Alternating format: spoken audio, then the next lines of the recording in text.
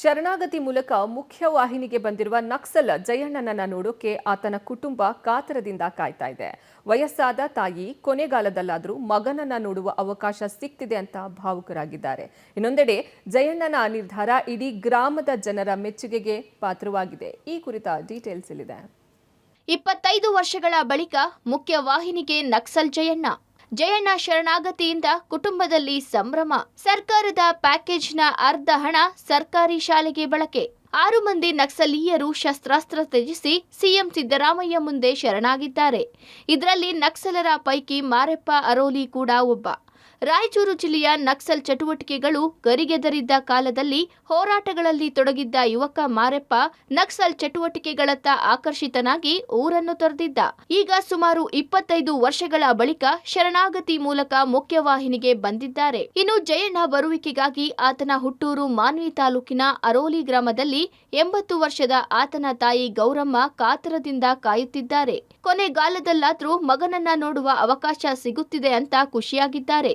ಚಿಕ್ಕ ವಯಸ್ಸಿನಲ್ಲೇ ದೂರವಾದ ತಮ್ಮನನ್ನ ನೋಡಲು ಜಯಣ್ಣನ ಅಣ್ಣ ದೇವಂದ್ರಪ್ಪ ಹಾಗೂ ಇಡೀ ಕುಟುಂಬ ಎದುರು ನೋಡುತ್ತಿದೆ. ಇಡೀ ಜೀವನ ಕಾಡಲ್ಲಿ ಕಳೆದವನಿಗೆ ಸರ್ಕಾರ ಭರವಸೆಯಂತೆ ಪರಿಹಾರ ನೀಡಬೇಕು ಅಂತ ಒತ್ತಾಯಿಸುತ್ತಿದ್ದಾರೆ.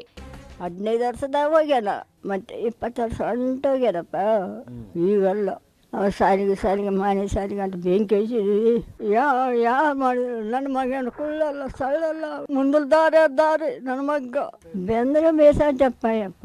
ನನ್ನ ಮಗ ಮನೆಗೆ ಬಂದರೆ ಕೈ ಮುಗಿತೀನಿ ನೋಡ. ಮಾನವಿಯಲ್ಲಿ ಓದ್ತೀನಂತ ಹೋಗಿದ್ದು, ಅಲ್ಲಿದ್ದ ಆ ಕಡೆಗೆ ಹೋಗ್ಬಿಟ್ಟಂತ ಬಂದೆ ಎಲ್ಲ 1-2 ಸರ್ತಿನ ಬಂದಿದ್ದ. ಆಯ್ತು ನಾವು ನಿಂದ್ರಿಸ್ಬೇಕಂದ್ರೆ ಬಟ್ಟೆಗಳು ಎಲ್ಲ ಬಚ್ಚಿಟ್ರಾಗನ ನೀವು ಏನನ್ನ ಬಚ್ಚಿಡ್ರಿ ನಾನು ಹೋಗ್ಬಿಡ್ತಾನಂತ ಹೋಗ್ಬಿಟ್ಟ. ಇವಾಗ 40-50 ವರ್ಷ ಆಯ್ತು ನಾವು ಕಂಡೇ ಇಲ್ಲ ಅದನ್ನ. ಇನ್ನು ಸರ್ಕಾರದಿಂದ ನೀಡುವ ಪರಿಹಾರದಲ್ಲಿ ಅರ್ಧದಷ್ಟು ಹಣವನ್ನ ತನ್ನ ಹುಟ್ಟೂರಾದ ಅರೋಲಿ ಗ್ರಾಮದ ಸರ್ಕಾರಿ ಪ್ರಾಥಮಿಕ ಶಾಲೆ ಅಭಿವೃದ್ಧಿಗೆ ನೀಡುವಂತೆ ಜಯಣ್ಣ ಸರ್ಕಾರಕ್ಕೆ ಮನವಿ ಮಾಡಿದ್ದಾರೆ. ಶಿಥಿಲಾವಸ್ಥೆಯಲ್ಲಿರುವ ಸರ್ಕಾರಿ ಶಾಲೆಯಲ್ಲಿ ಕೊಠಡಿಗಳ ಮೇಲ್ಛಾವಣಿ ಕುಸಿದು ಬಿದ್ದಿದೆ. ಬಾಗಿಲು ಕಿಟಕಿಗಳು ಹಾಳಾಗಿವೆ. ಹೀಗಾಗಿ ಜಯಣ್ಣನ ನಿರ್ಧಾರವನ್ನ ಸ್ವಾಗತಿಸಿರುವ ಗ್ರಾಮಸ್ಥರು ಖುಷಿ ವ್ಯಕ್ತಪಡಿಸಿದ್ದಾರೆ.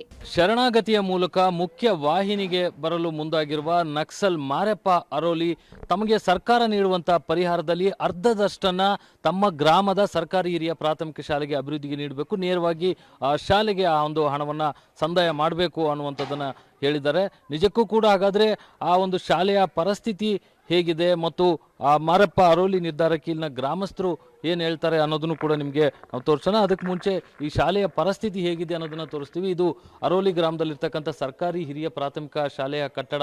ನಿಜಕ್ಕೂ ಕೂಡ ಶಾಲೆಯ ಕಟ್ಟಡ ಸಾಕಷ್ಟು ದುಸ್ಥಿತಿಯಲ್ಲಿ ಇರೋದನ್ನು ನಾವು ನಿಮಗೆ ತೋರಿಸ್ತಾ ಇದ್ದೀವಿ.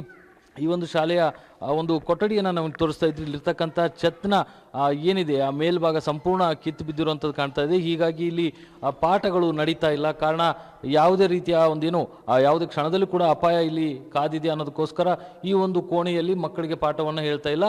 ಇಲ್ಲಿರ್ತಕ್ಕಂಥ ಕೆಲವೇ ಕೋಣೆಗಳಲ್ಲಿ ಮಕ್ಕಳನ್ನು ಪಾಠ ಮಾಡ್ತಾ ಇರುವಂಥದ್ದು. ಇಂಥ ಒಂದು ದುಸ್ಥಿತಿಯಲ್ಲಿ ಈ ಶಾಲೆ ಇದೆ. ಇದೇ ಶಾಲೆಯಲ್ಲಿ ಏನು ಮಾರೆಪ್ಪ ಓದಿರುವಂಥದ್ದು. ಈಗ ಶರಣಾಗತಿಯ ಮೂಲಕ ಮುಖ್ಯವಾಹಿನಿಗೆ ಬರಲು ಇಚ್ಛಿಸುವಂಥ ಮಾರೆಪ್ಪ ಈ ಒಂದು ಶಾಲೆಯ ಅಭಿವೃದ್ಧಿಗೆ ತನಗೆ ಬರ್ತಕ್ಕಂಥ ಪರಿಹಾರದಲ್ಲಿ ಅರ್ಧದಷ್ಟು ಹಣವನ್ನು ಈ ಶಾಲೆಗೆ ನೀಡಿ ಅನ್ನುವಂಥದ್ದನ್ನ ಹೇಳಿದ್ದಾರೆ. ಅದು ಮುಂದೆ ಏನಾಗುತ್ತೆ ಅನ್ನುವಂಥದ್ದು ನೋಡಬೇಕು. ಒಟ್ನಲ್ಲಿ 6 ಜನ ನಕ್ಸಲರು ಶರಣಾಗತಿ ಮೂಲಕ ಮುಖ್ಯವಾಹಿನಿಗೆ ಬರುವ ಮುಖಾಂತರ ತಮ್ಮ ಜೀವನದ ಹೊಸ ಅಧ್ಯಾಯವನ್ನು ಆರಂಭಿಸುತ್ತಿದ್ದಾರೆ.